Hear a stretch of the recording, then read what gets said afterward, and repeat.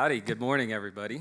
Let's just get this out the way. I have a degree from both Texas A&M and the University of Texas, so right down the middle.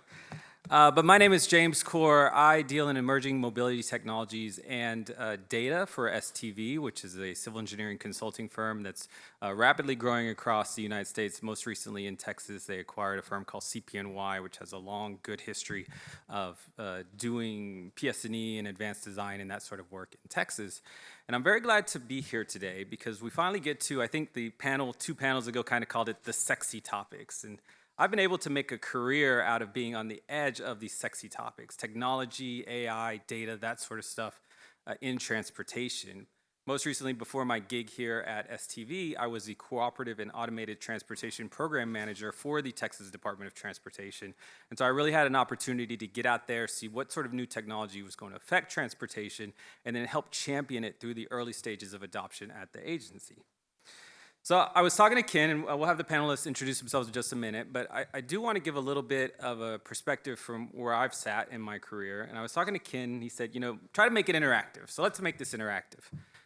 Who here has a car model that is 2014 or later that you drive daily? Hands? Most people? Oh, no. Some of you still have your beaters going. That's good. Excellent. We appreciate that. Well, I want to thank you because there's a fair chance that your driving habits have helped contribute to enabling our understanding of what is going on the road today. And let me explain. In 2014, there was a new technology that came on the scene, and it was called 4G. And auto manufacturers started to embed 4G cellular modems into their vehicles. And then shortly after, they started to collect data from those vehicles to the tune of getting a report from each vehicle about every 3 seconds. So they were collecting petabytes of data. And what was in this data? These data points were things like how full your gas tank was, were your lights on, did you have a passenger sitting next to you in the vehicle, was the driver slamming on their brakes, was everybody wearing their seatbelts? This data, anonymized, brought together, not aggregated, spurred a revolution in transportation and in understanding what is going on the road in a way that we never had access to before. And it started a wider conversation that has since been called roadway digital infrastructure, and something that Federal Highway has championed for the last few years going forward. And so I want to take a moment. I know that there are a lot of public entities and agencies here in the room today, and I want to point out some of the work that TxDOT has done. I see Travis over there, and Caroline, and Ben, and Yachu, I think, was at one of these back tables. And TxDOT has gone out of their way to acquire some of this connected vehicle data and make it available to public agencies across the state of Texas for no additional cost. And I'll give you an example of the power of some of this data. Our firm used it to substitute for $200,000 worth of tube traffic counts on the road in a rural project the other day. And so if you're interested to figure out how you get some of this data through TxDOT's contract, again, at no additional cost to you, please find me or Travis or any of the TxDOT representatives after this meeting. We'd be happy to sort of point you in the right direction of how you get to that program. So I digress a little bit. Let's get back to roadway digital infrastructure, or RDI. So the connected vehicle data really started this transformation and this wider conversation. But there are a few other things that are about to hit us like a ton of bricks that are going to continue to evolve how we operate our roads, how we plan our roads, and how we understand what's going on our roads.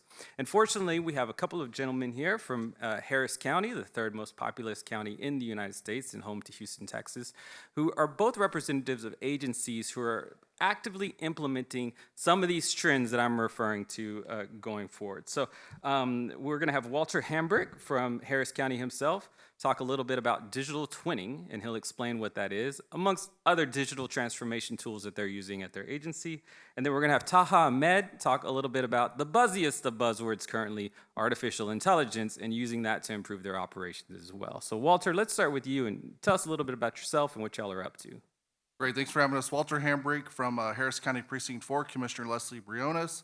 I didn't go to UT, I didn't go to Texas or A&M. I went to Sam Houston State, which I feel is Sam Houston. Wasn't here, none of those universities would even exist, so I'm with the OG. So we use a lot of technology in infrastructure. Specifically, I'm the Director of Road and Bridge. And so as we talked earlier, workforce, it's dwindling, it's hard to recruit. So we have about 150 hands on our team.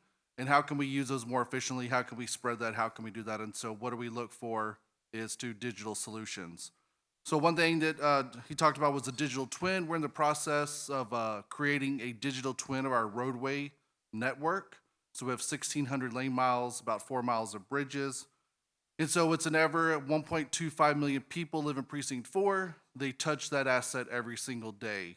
And so as working for an elected official, our goal is to provide the resources and stats for her to get reelected. So we're constantly working on that network. We want that touch point to be performing at the highest level. We do hard hustle, higher standards, and so when we go to that, we do a higher standard.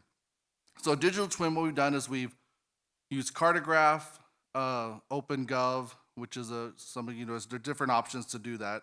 But we've created all of that network through GIS, collected our pavement data, our pavement condition index, and so we put that on the twin. It looks, it's a digital version of our network, and so we can run models, we can infuse money, we can pull money back, we can make all kinds of scenarios of what the system's gonna run and what we need, not only in terms of routine maintenance, but also capital improvements.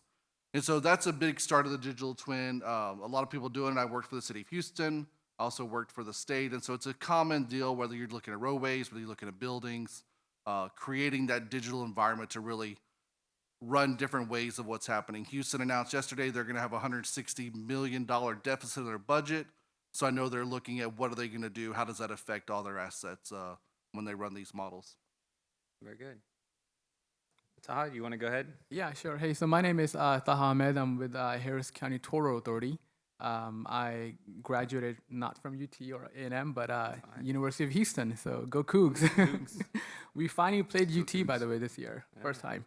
Anyways, I got my civil engineering degree from University of Houston. I've been working with the Toll Road Authority for almost 8 years now, and we maintain around 130 roadway miles. And that's about to increase because we're gonna probably get more agencies on board. We have about 3 million accounts and 6 million vehicles that use our easy tags on the roadway. The way we use, you want to talk about AI? Yeah. Yeah. So AI is basically artificial intelligence, as you guys know. Think of it as a math formula. So you have a simple math formula, and what AI does, it takes that math formula and it constantly changes it. So it can learn and improve that formula, and you can get better results based on your past experience. It's AI, not RI. I call my 3-year-old girl real intelligence, RI. So one of the ways we've been using it is ever since COVID hit, we had a huge influx in our call center, which is the CSR, customer service representatives. So when you make a phone call, you're on hold for 15, 20 minutes. And the problem was we couldn't figure out when people were calling and how that would overload our staffing. So it's a staffing issue. But how do you know, are people going to call 8 a.m. in the morning, 4 p.m., or when that peak would be? So we implemented a simple math formula which kind of took the volumes and said, hey, people are calling mostly when they're driving to work, when they shouldn't be on the phone, or when they're driving back home from work, which is during the peak hours. So that was the math formula we implemented. The second question was, well, why are they calling? Because if you can reduce the number of calls, you can save money on the cost per tolling, which can reduce and benefit the users, because then we reduce our tolls. So to figure out why they were calling, we implemented an AI script, which basically takes the phone calls and it creates a word cloud, and it gives you a huge word cloud which tells you the bigger the word, the more times it was mentioned in that phone call. And one of the things we found after COVID, which is kind of sad, is we found that one of the big words were account closed. And we're figuring out, well, why are people calling close their accounts? Well, the next word was debt, and the next word was COVID. So during that peak, a lot of people were calling because somebody passed away and then they had to close their accounts. So it's things like these that AI really helps us determine why they're calling and how we can improve efficiency using AI. Very good. So let's talk a little bit about your LiDAR scan, Walter, that you guys are doing. TxDOT has that data, and they have a lot of plans to get more of this data and, again, make it accessible to the states. And one of the things that they want to do is they do want to do a LiDAR scan of every road in Texas that's classified local and above. And they've got certain attributes that they want to do. But Walter, when our discussion, I think you really provide an example that everybody in the state can learn from. Can you talk about it and what assets you hope to get out of it? Sure. So when we're running these models, we need to know assets. We traditionally look at just the pavement, what people are driving on. But with automated driving, all that, Google, people, they need more. So instead of us spending the time going out there collecting every single asset by hand, we put out a contract. We have a successful bidder that's going to drive every Harris County road, and they're going to do LiDAR scan of the right-of-way from right-of-way line to right-of-way line when they're also collecting the pavement data. So we're getting, 2 for 1. Again, it is a tremendous amount of data that we talked about. So the storage has become an issue as well. But also, when we're doing that, we're getting all the data. Instead of someone going through and looking at frame by frame, we're using AI for that automated extraction of the most common things. So signs, bridge clearances, ditches, guardrail, acres of mowing, overhead utilities, trees and the striping. So that's a baseline that we're getting. Harris County wants to go back, especially Precinct 4. We want our ADA ramps. We want to know what the condition is, where they're at, where do we need them. We're looking at our sidewalks. We want good, fair, poor. Where do we have sidewalk gap? Where do we can we add that in there? Looking at signs specifically for sign clutter, generations and legacy of individuals that have been at the county have put out signs, more signs, are they needed or what purpose are they serving? Big thing in Harris County is drainage. Where do we have inlets? What's the condition of the inlets? Where could we add an inlet? Do we see standing water when we're reviewing that? Another big thing is like utilities, water meters, different things on the right of way, fire hydrants and valves. And so we're doing that extended amount, but just using AI is so critical in that automated extraction where you're driving, you have hundreds of hours of videos.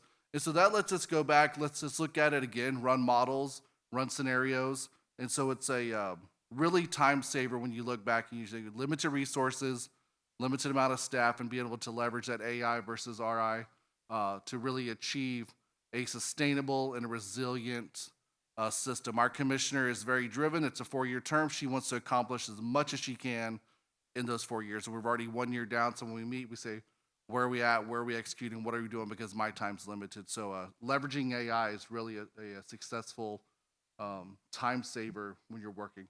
And it's also a money saver, right, Todd? Didn't you say something to that extent? Yeah, it definitely is. So toll roads, we toll cars based on the number of axles they have, right? Mm-hmm. So we have sensors in the roadway which counts your axles.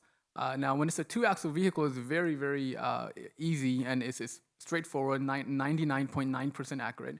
But as soon as you hit 3+ axles, that accuracy goes down to 90%. And the reason is because you can have a big concrete truck with 3 axles, right? This is heavy duty, compared to a F-150 or Chevy 1500 with a lawnmower trailer, right? So both of these vehicles have 3 axles, but it's worlds apart.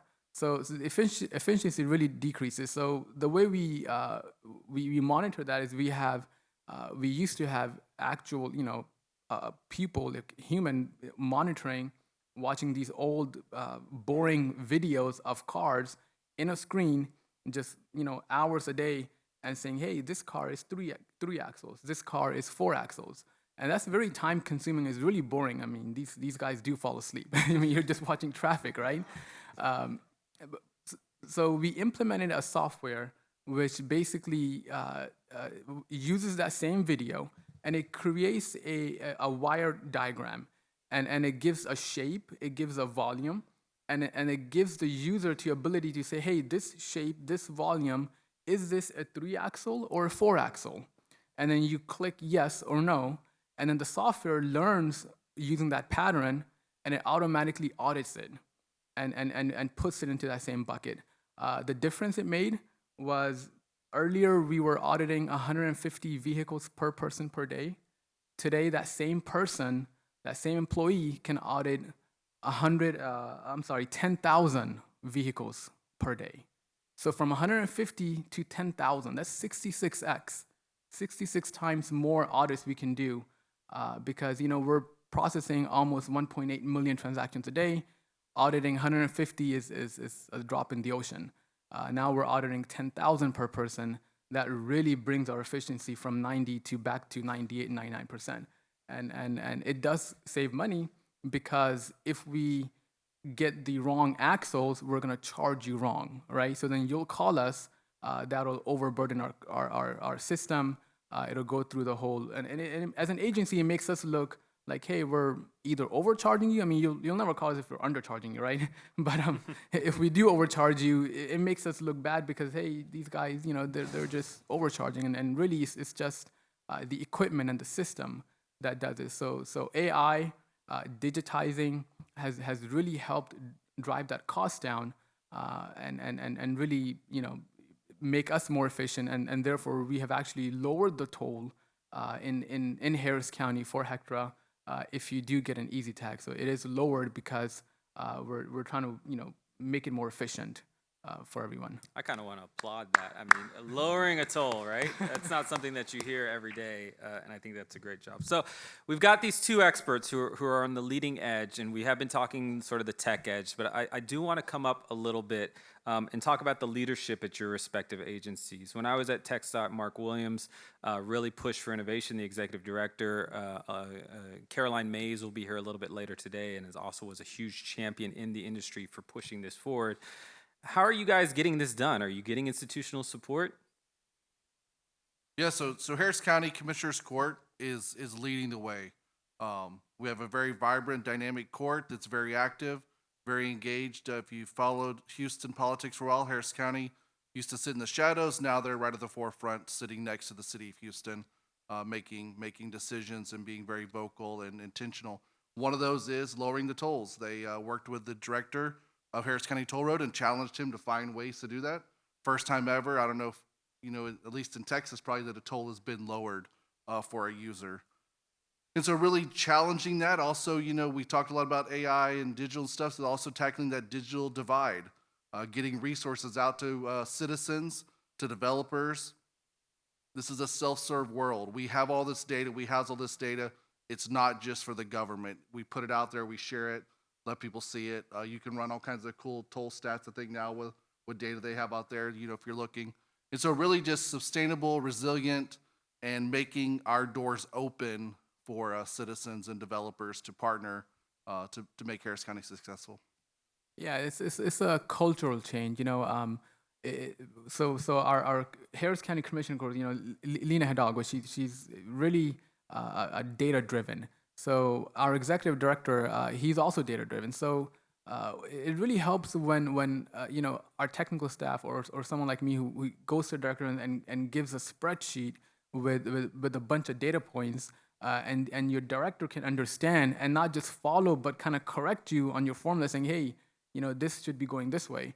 So that whole cultural change, that change is vibrant, and it trickles down to the staff, where we are able to come up with new ways to be more efficient in the times where cost of everything is increasing.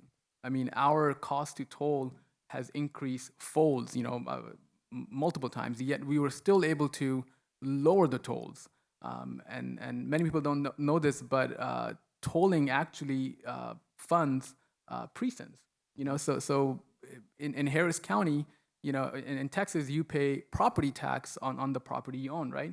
Well, if you didn't have tolls, that tax would probably be higher because tolls cover a portion of that tax to a different precincts, precinct 1, precinct 2, precinct 3, precinct 4.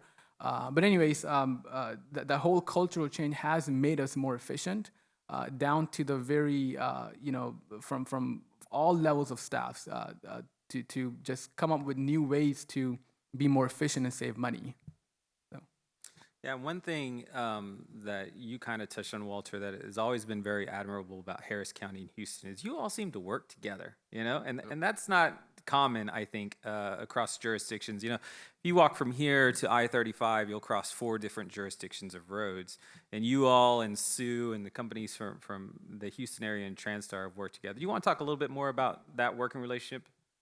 Yeah, so in Houston, you have Harris County, you have City of Houston. They're about the same size population. So the city's as big as the county, vice versa. And then you have Fort Bend County, Waller County, Brazoria, Galveston, Fort Bend that all touch there. So you get in Texas cases, the 6. If you look at the bigger, I think it's 12 for HGAC. So there's a lot of collaboration. When you have the 4th largest city, 3rd largest county, you're going to touch each other. My commissioner specifically, and I know the other commissioners are similar, Harris County doesn't stop when you enter City of Houston, when you enter City of Katy, vice versa. So looking at ways to leverage projects across those lines. TxDOT's great at it. The county's great at it. Toll Road works with Fort Bend County Toll Road. They work with the TxDOT Toll Division, Montgomery County Toll Road Authority. And so looking for those ways to really connect projects, but also evolve the projects. We have a big thing going on right now with the West Park Toll Road, a re-envision of what that toll road is, where we're looking at who's still using it today, who could use it, who's not able to use it, finding those ways to build that connectivity, but also to deliver solutions to an evolving population, whether it's transit, bike, ped, or still your single occupancy vehicles. And so that doesn't happen easily. People still bump heads, but it's also putting things aside and what's the greater good. And so one example is Houston TransStar. It's a collaboration with the state, Metro, the county, and the city. So 4 agencies come together under one roof. They manage the traffic and emergency management for the Houston region. Back with AI, back with our data, our modeling, we're putting stuff into there to a flood warning system. We're putting cameras and sensors into their traffic system. If you go out there and you just Google Houston TransStar, Houston traffic, the first thing's gonna come up is a traffic map. It's used so widely. People have t-shirts, there's murals. You see the freeway grid of Houston. That was initial. Now you're seeing all that grid being filled in with local streets where we're providing data from the county, from other jurisdictions. So it's a one-stop shop where you can go and see what the conditions are for rail, for vehicles. They're bringing on bike infrastructure, different kinds of stuff where you can go out there and really make a informed transportation decision. And so that doesn't happen by chance. It happens by collaboration. Great people behind us. Legacy, I always talk a lot about legacy. We should celebrate it, but also what are we doing to improve it and move it to the next generation? And so that's where we're at in Harris County, Houston, is what's next in Houston. You heard Sue talk about all of her projects. We could fill this room from top to bottom with Houston, Harris County projects. Absolutely. And Walter, I appreciate it. I'm going to take that as your concluding remarks here because we're near the end and it's sounded very good. Todd, do you want to conclude anything here? Yeah, so in Houston, one of the issues we saw in terms of collaboration was if you're driving down Grand Parkway to the Beltway to West Park Tollway, right? And let's say you don't have a tag. You can be called by 3 different agencies. You can be called by TxDOT saying, hey, you violated my roadway. You can be sent a letter by Easy Tag, Hectra, us, and also by West Park, Fort Bend. So what we did was we collaborated with 6 other agencies. So Fort Bend, Montgomery County, Brazoria County, West Park Tollway, Metro, which is City of Houston Metro, and we're also being interop with NTTA, which is in Dallas. Now we're trying to get with Oklahoma and also a little bit of Louisiana. So anyways, the idea is that if we run all of the back offices, this makes it not just more efficient for the other agencies, but as an experience for a user, for a person to drive the roadway, they only have to deal with one agency, one system, one back office. So collaboration is the key, and I think that's something that Harris County is pushing right now, just to make things more easier on the residents and people visiting Houston, because Houston and Texas in general is one of the largest growing states in the country, and a lot of people are moving to Texas, and Houston is growing, it's vibrant. So when you have a lot of new people come from different states, they don't necessarily have an easy tag or a text tag. So that's one of the key things is collaborating with other agencies to make the system more efficient and give the user a better experience and less hassle, really, because last thing you want is getting letters from 4 agencies and spending 20 minutes per agency on the phone trying to chase on what happened, why you got violated. So yeah, and as these digital systems develop, it's even more critical that everybody's systems can talk to each other and there are open standards and there's a model. So we're out of time. We will let you go to your break. Please thank the panelists with me. This is excellent, guys. And we will definitely be around, and they can help you lower your tolls, huh? Thanks, y'all.